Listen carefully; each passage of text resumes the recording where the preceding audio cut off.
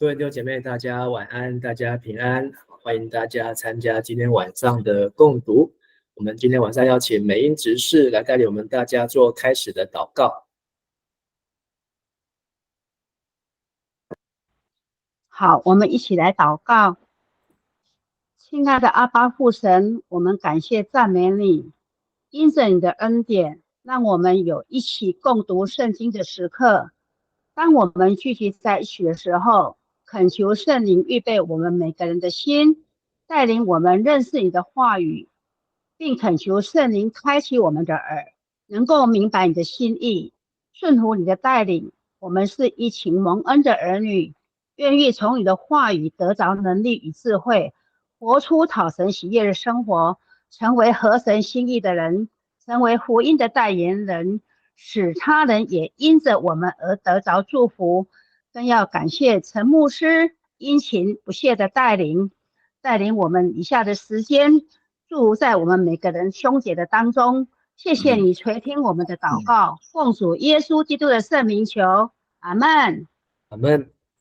那我们今天是提摩太后书第5天的共读。今天晚上要读的经文是提摩太后书的第3章第1节到第9节。要请集会长老来带领我们大家来读今天的经文。你要知道，世界的末期会有种种的苦难。那时候，人只顾自己，贪财自夸，狂傲，毁谤，忤逆父母，忘恩负义，不圣洁，没有亲情，残忍，散播谣言，蛮横凶暴，恨恶良善。他们出卖私有，任意妄为，狂妄自大，爱享乐过于爱上帝。他们披着宗教的外衣，却拒绝宗教的实质。这一类的人，你们要躲避他们。他们当中有些人穿门入户，到别人家里去，迷惑意志薄弱，被罪过所压制，被各种欲望所支配的妇女们。这些妇女虽然常常想要学习，却无法认识真理，就像从前亚尼和杨布雷怎样反对摩西，现在这些人照样在反对真理。他们心思败坏，在信仰上经不起考验，但他们也发生不了什么作用，因为他们的愚昧会在众人的面前暴露无遗，正像亚尼和杨布雷一样。以上。好，谢谢。那我们从提摩太后书、前书、后书，可以再一次来看到提摩太 Timothy 他保罗称他是我所亲爱有忠心的儿子。在哥林多前书、腓立比书说，提摩太对待我像儿子待父亲一样。提摩太前书说，做我真儿子的提摩太，还有我儿提摩太。提摩太后书1章2节，我亲爱的儿子提摩太。所以在保罗13封书卷当中，都有10封书卷都有看到提摩太，确实是保罗的忠心的儿子，也是他的好同工，一起来陪伴保罗。那提摩太的家乡是在路斯德，就是在这个以哥念的附近，是保罗在第一次布道旅行可能在第一次布道旅行所结出的果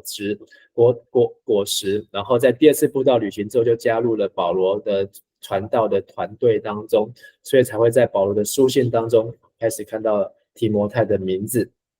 且保罗为他来受割礼。那保罗他被提摩太被保罗特别留在以弗所教会。当保罗离开罗马监狱之后，他把提摩太留在以弗所教会来牧养以弗所教会，包括那时代可能已经有的启示录这一些的教会。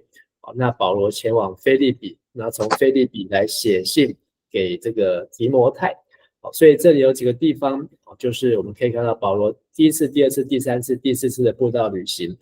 那都在保罗跟提摩太的这个同工当中。那当保罗第2次布道旅行的时候，保罗逃往雅典，从帖撒罗尼迦逃往雅典，就把提摩太和希拉留在庇里亚。后来3个人在哥林多会合，所以庇里亚在这个地方，雅典在这边，然后他们最后是在哥林多会合，然后保罗是在哥林多1年6个月，总共18个月。那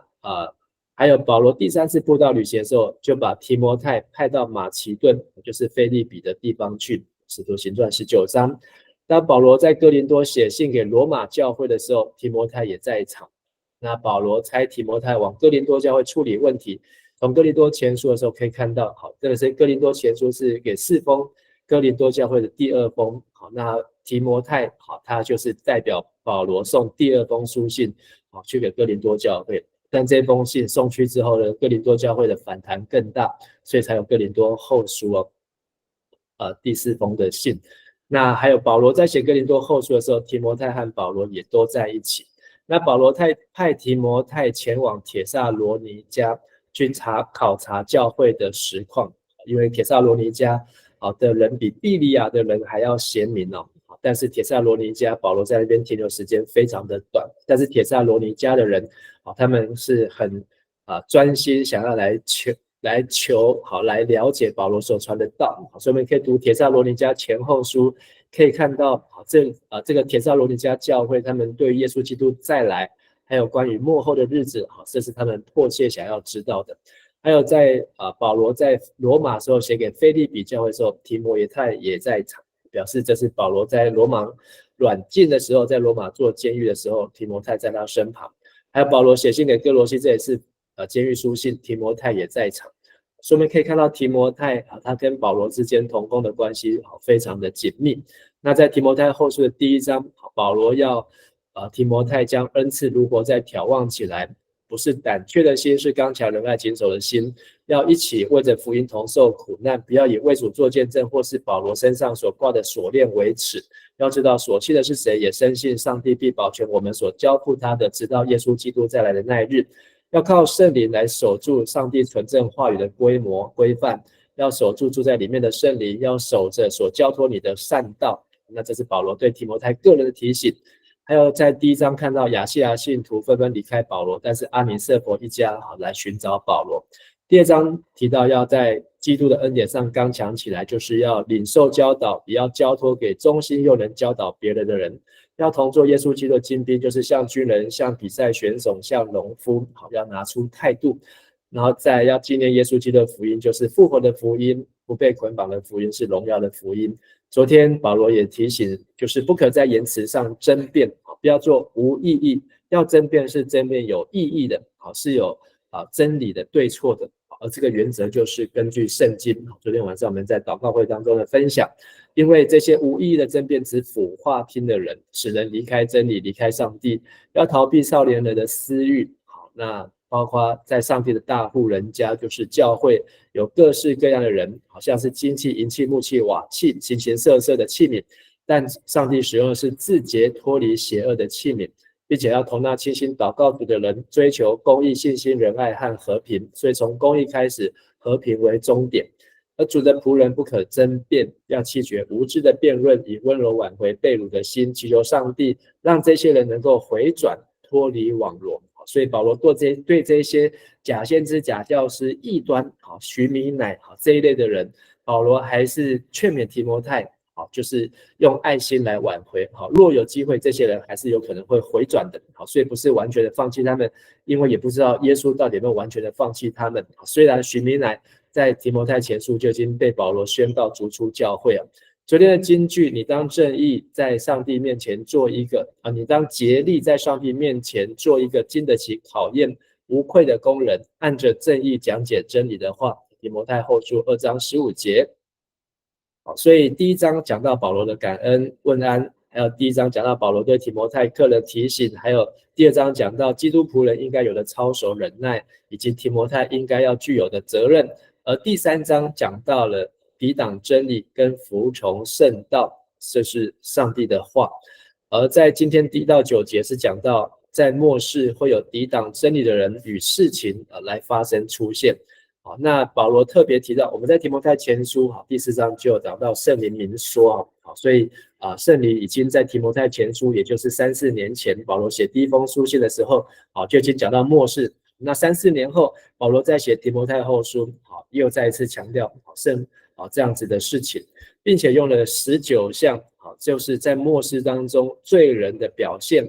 那这些呢是保罗书信当中描写的最多的，一次讲了19样。而这些表现呢，应该是当时以弗所的假教师还有假信徒真实遇到的情况。如果这19项真的都是以弗所教会遇到，哇，那提摩太他要牧养这个以弗所地区的教会是非常大的挑战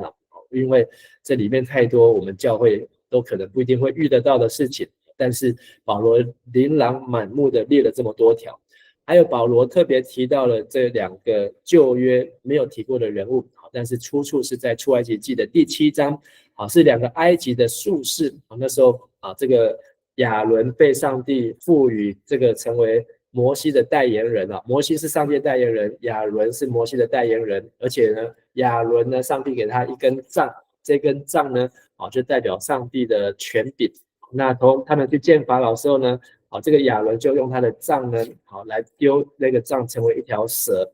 但另外有2个术士呢，他们也像亚伦一样用他们变法术也变出了2条蛇。但是呢，他们两个的蛇呢，后来就被亚伦的蛇给吞噬掉了。所以等一下我们会看到这个经文。那关于在提摩太后书讲到末后的日子末世，那有很多种的根据圣经的讲法。那今天牧师分享其中一项叫做灾前被提，那还有灾中被提，还有灾后被提，或是没有经过灾难被提，大概有5种关于耶稣基督再来。但是这个是比较常见的，就是在旧约有4000年，从亚当夏娃亚伯拉罕到耶稣降生，应该从亚伯拉罕到耶稣降生，然后再来是进入耶稣之后，就是新约的教会时代。那这新约时代一直到我们现今21世纪2024年都还在这个教会时代。那在耶稣来的时候会有2个阶段，第一个阶段就是来到空中，所以教会会在灾前，就是启示录讲的7年的大灾难，在这大灾难当中的教会，就是在地上还活着教会会被提到空中，与主相遇。被提的意思就是被上帝接到空中，而躲过地上的灾难，然后呢，在基督再来的时候呢，才会跟基督一起临到地上。然后同时基督在地上作王1000年，1000年之后呢，这个启示录19章讲到的，那这个兽还有这些会再出来，会再一次的掌权，但是最后会进入白色的大宝座，就是最后的审判。通过白色的大宝座就会进入新天新地，永生天上的圣城耶路撒冷。没有通过白色大宝座就会被判永死，就是硫磺与火湖，就是永远不尽的死，没有结束的死。所以在这当中，这空中与主相遇呢，就是前面是婚约，中间是婚礼，后面是婚宴。那所以第一阶段基督是以新郎的身份来迎娶新娘，就是教会。而在7年大灾难的前一天，教会被提。第二阶段是基督以王的身份带来千禧年国度，7年大灾难最后一天结束，耶稣和这些和教会再来，然后在地上作王1000年。这是根据帖撒罗尼迦前书还有启示录19章所做的整理。那这个是一个大概我们对于耶稣基督再来的可以用这个角度来认识。那还有灾中被提，灾后被提。那我们另外再读到其他的帖撒罗尼迦的时候再来分享。而在你讲到今天提摩太后书讲到说在末世，指的呢可能就是不管是耶稣第一阶段来或是第二阶段来，就是总是就是指耶稣第2次来之前，来自回到地上之前，在末世当中所会发生的事情。而讲到呢这个人呢，这些假先知、假教师、假信徒呢，徒有敬虔的实意，却没有敬虔的实质，就是他们只有外表，却没有内在。所以这敬虔的实意就是没有敬虔的能力，没有办法透过信仰改变自己的生命。而且呢，这些假先知、假教师、假信徒呢，像披着羊皮的狼呢，偷偷的潜入，偷进人家，就是这个偷进就是蹑手蹑脚的进入，就好像是小偷一样，然后不敢让人家知道，或是迂回，不是开大门走大路迂回的进入，然后呢，让这个信徒呢落在牢笼当中。这些特别是一些无知的妇女好，这个无知的妇女是一个比较负面的形容词，好，就是讲这些不学无术啊，然后游手好闲啊，然后喜欢串门子啊，然后让他们成为俘虏，然后被自己的罪恶和私欲引诱，好，而离弃了真理。那所以这些无知妇女就是一个，它的意思就指小女人，好，是一种轻蔑的说法，而他们就心地呢，就像是这个埃及法老的术士一样啊，被负担罪恶，被罪恶所压着。虽然他们这些妇女常常学习，终究无法达到明白真理的地步，无法明白正道。就是这样的无知，表面上看起来很热衷、很热忱，而且对于有任何的教导、有任何新奇的事情，哇，他们总是第一个一窝蜂，马上报名，马上参加，花很多的时间，可能参加聚会、参加活动。但是呢，他们却没有分辨的能力，却没有这个辨明的这个真理在心中，所以最容易被异端所乘而远离真理啊。所以里面提到的这两个术士亚尼和杨毕啊，这两位虽然名字没有出现，但是可以根据是出埃及记第7章的11节到第12节，就是刚才有提过，当上帝要亚伦做摩西的代言人的时候，亚伦就拿到这个杖，用摩西手中的杖。那时候摩西80岁，而亚伦83岁。好，那后来他们去见法老，亚伦就把他的杖丢在法老还有他臣仆的面前，那条杖就变成一条蛇。法老也招了智慧人，还有行邪术的人来。好，那就是这里今天这个经文在讲的亚尼和杨毕他们也照样用邪术，照样做。个人把自己的杖丢自己的杖，杖都变条蛇。但是亚伦的杖吞了他们的杖，但是法老的心里刚硬，还是不听摩西和亚伦。然后从这个蛇开始，这个杖之后呢，这两个人之后呢，就开始连续进入了10灾水变成血，蛙灾、蝇灾、疮灾等等。所以这两个代表就是整个这个在法老旁边迷惑他的人。那保罗可能也是在指在教会当中，就是有人在那边造谣然后借端生事，然后呢运用一些这些话术，或是运用一些不实的术成为假教师。所以怎么样分辨假教师呢？在提摩太后书我们也会读到第4章3到4节，这些假教师就是满足人们发扬的耳朵。使徒行传20章提到这些假教师是凶暴的豺狼。以弗所书第4章讲到这些假教师是随着异教之风，就是被风所左右摇晃。然后马太福音第7章这些假教师是披着羊皮进入羊群当中，其实是豺狼。然后是彼得后书第2章讲到这些假教师呢，就是把异端之风引进教会去哪边取经啊，去哪边学习啊，然后把这些的我们前面有提到的成功主义啊，或是功利世俗啊，然后禁欲主义等等的引入教会。甚至生命记妄称神的名，以上帝的名说神未曾吩咐的话，譬如说来跟随神，我保证你美梦成真，我让你成功，让你发大财，其实就是魔鬼在试探耶稣的。彼得后书也说第2章说这些假教师捏造的话语言语。然后呢马太福音第7章说好树结好果子，坏树结坏果子，所以从他们的果子就可以认出他们的生命来。所以这些假教师怎么样看呢？就是看他们到底在教会留下了什么样的果子，在教会或是在群体当中他们留下了什么，而可以看出那到底是上帝所差派来的仆人绵羊，还是上帝披着羊皮的狼，还是山羊带人瞎子领瞎子，两个都掉到坑里面去所以辨别真假教师，那我觉得这里有一个很好的整理假教师呢只讲部分的真理，断章取义；真教师呢宣讲全部的真理，会把圣经从头到尾逐章逐卷逐节。假教师投其所好，讲人耳朵喜欢听的，所以大家听得眉开眼笑，哇，拍手叫好。但是真教师讲的呢，会让人家听的心里面会有刺会让人家心里面会不舒服。但是你要选择听哪一个呢？假教师会避开争议，这个有争议的地方都是偏粉饰太平但是真教师呢，他不避争议。我们今年会读到耶利米书，你可以看到耶利米的风格他从一开始非常的柔弱，到他后来非常的坚韧而且他所做的、所讲的、他所行的几乎都是真义。假教师唯我独尊，把自己放第一，而真教师是开放学习，就是你也可以去参考别人的，他也不限制你就一定只能够做我的门徒，要紧的是做基督的门徒。假教师自吹自擂，真教师谦卑认错，愿意承认自己不对的地方。但是假教师呢，我绝对不可能错只会把自己讲的捧上天。假教师不鼓励信徒思考，就是大家都不用动脑，就听我讲，我说的就是都正确的，都对的你们只要阿们就好了。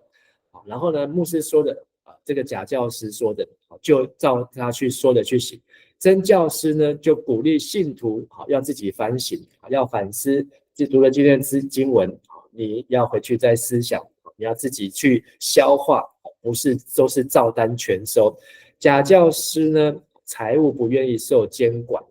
他喜欢自己特别会在财务上面有特别的企图。但是真教师呢，愿意接受监管，所以这位吴志伟牧师他做这样的整理非常的好，也非常的贴切。所以当我们不管是在网络上面，或是在其他的教会，或是说在其他的机会听到不同的教导的时候，但是我们也不要用这样你是假教师，因为不一定是全部。有时候我们都在学习的过程当中，没有一个牧师，没有一个教师，没有一个布道家是能够完全100%，除了耶稣以外，每个人都有可能会有软弱不足，或是不那个没有看见的那一个不完全的部分。但是呢，至少不要离真理太远，至少不要只讲部分的投其所好，避开真理，唯我独尊，自吹自擂，不鼓励信徒思考，财务不受监管。所以这也是给每一个人，包括牧者自己很重要的提醒。今天这9节的经文，那保罗讲到2件事情。第一个就是在世界的末期末日，就是耶稣第2次降临来到地上的时候，会有种种的苦难，和本翻成艰难的日子。那在现代中译本翻成苦难所以这个苦难呢，不一定是指我们自讨苦吃，而是大环境或是世界会变得不容易。而第二这些包括这19件事情，只顾自己，贪财自夸，狂傲毁谤，忤逆父母，忘恩负义，不圣洁，没有亲情，残忍，散播谣言，蛮横，凶暴，恨恶良善，出卖私有，任意妄为，狂妄自大，爱享乐过于爱上帝所以这些的人呢，就是会露出他们的本性，所以跟他们在一起的时候呢，生活会变得痛苦，好像在苦难当中。或是这样的人呢，进到教会里面，让教会呢引起的不好的效应，连锁的反应，然后产生教会里面的争吵冲突纷争嫉妒仇恨这个都是只是证明一件事情，就是世界的末期越来越近了。所以马太福音说这个人的爱心渐渐冷淡但是忍耐到底，就必得救。而在宗教上呢，他们披着宗教的外衣所以描写得很贴切，却拒绝宗教的实质没有那个敬虔的实质。所以呢有敬虔的外貌，好像一件衣服挂上去，然后呢就高高在上，可是呢打开这个衣服脱下来之后呢，打开却是见不得人。第二个呢，保罗的提醒就是这一类的人要躲避他们，因为他们会穿门入户就是会蹑手蹑脚进到别人的家里去，然后去迷惑意志薄弱、被罪过所压制、被各种欲望所支配的妇女们。我觉得不一定是只有妇女们它指的是指一种心态上面就是没有防备，有可能像是小孩子有可能像是属灵的婴孩就是他没有刚强，没有长大，没有成熟然后呢就这样就被吸引了，然后就被这样的话术带走了。虽然这些人常常第7节说他们常常想要学习，却无法认识真理，他们花了很多的时间在追求。所以想一想，这一项的人也很可怜，他们花很多的时间在追求，花很多时间在参加聚会，花了很多的精神，甚至可能被家里面的人反对逼迫。可是他们所学所听，他们所得到，却不是来自于圣经，却是来自于这些披着羊皮的徒有金钱外貌、假教师、假先知的教导，而他们的生命、他们的灵魂就被吞噬。所以保罗指从前的亚尼、杨布雷，那时候埃及法老的术士，他们也起来跟摩西唱反调，即便亚伦拿着上帝的杖，现在这些人呢也是一样，好像就是